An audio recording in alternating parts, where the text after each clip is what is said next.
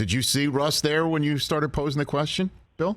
Oh yeah, I saw him over there, and then I immediately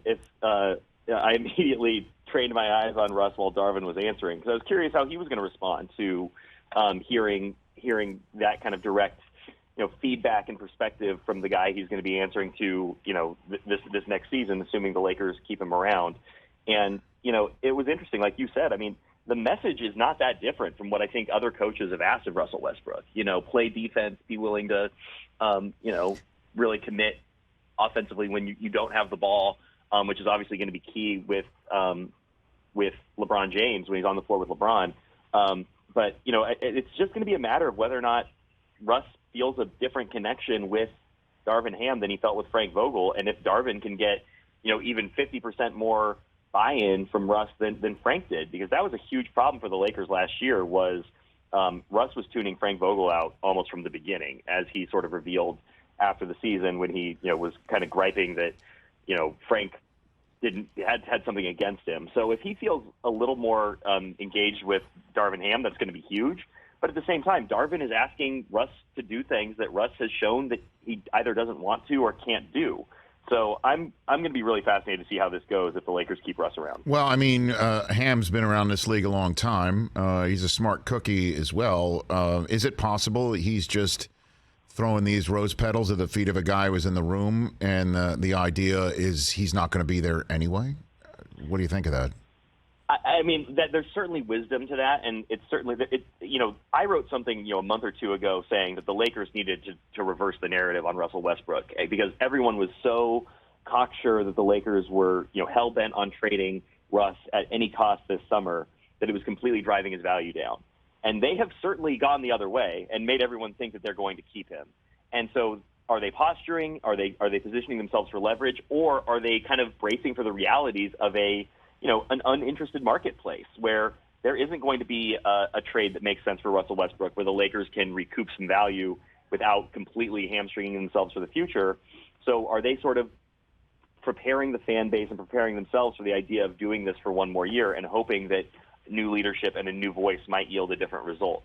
And that's kind of what we don't know at this point. But, everything I've talked, because I asked people at the Lakers yesterday, like, how sincere is the, keeping Russ chatter? And the response was, hey, if we can't get a fair deal, then we may have no choice.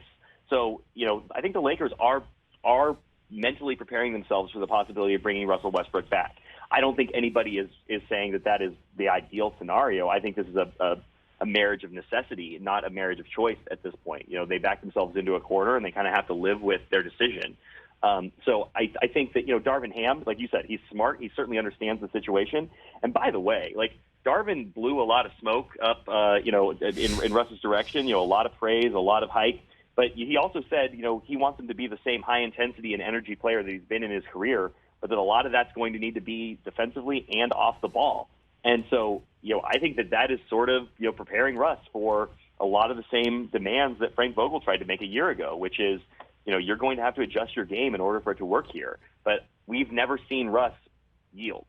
He's not a player who yields or adjusts. And that means we could be in store for another awkward season if he stays. Well, I mean, your answer you just gave there, Bill Oram of The Athletic here on the Rich Eisen Show, when you said you asked Lakers folks yesterday about Westbrook's future there, the answer wasn't absolutely like what Ham said. It sounds like their plan is to absolutely see what they can get for him first and then resignedly hold on to him and make chicken salad if that's necessary. Is that the plan, basically, for him right now, you think? I mean, that's 100% my read of the situation, where, they still, I mean, we aren't to the draft yet. We aren't to free agency. The Lakers obviously pulled off the deal for Russell Westbrook on draft day last year. That's when a lot of this stuff comes together. So I think there is a real curiosity on the part of the Lakers to see how the marketplace sort of shakes out and what could be available.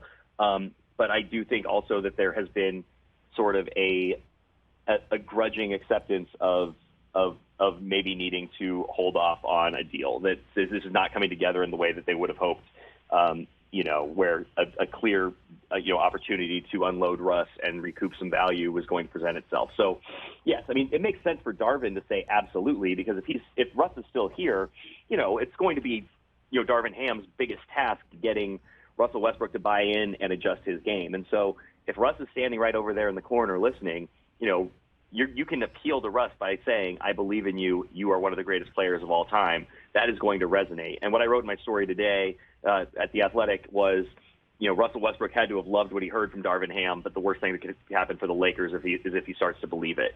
And they need to kind of thread this needle of massaging his ego, but also find a way to hold him accountable without losing him, which is definitely a risk with a player like Russ. Hey, you watched all the way to the end. Thanks for that. Watch more right here.